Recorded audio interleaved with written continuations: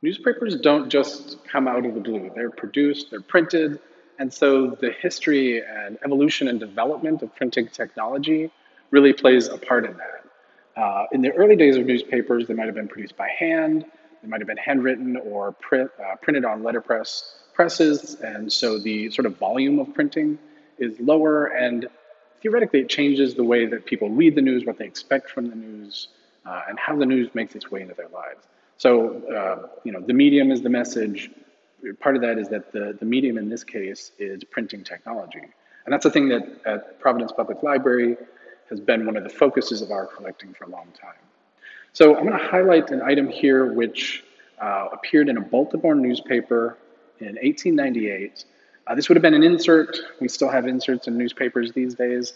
This one was a do-it-yourself, put-together toy, so presumably designed for children. Presumably designed for children who might have had an interest in the machinery of printing, because what it is a quadruple perfecting press, as the title says. This is an example of the 19th century presses that made it possible to produce and print up to 10, 15,000 copies of a newspaper every hour.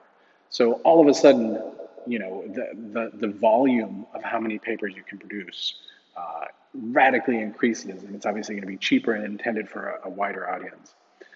So you can see, you can imagine giving this to your own children as a toy.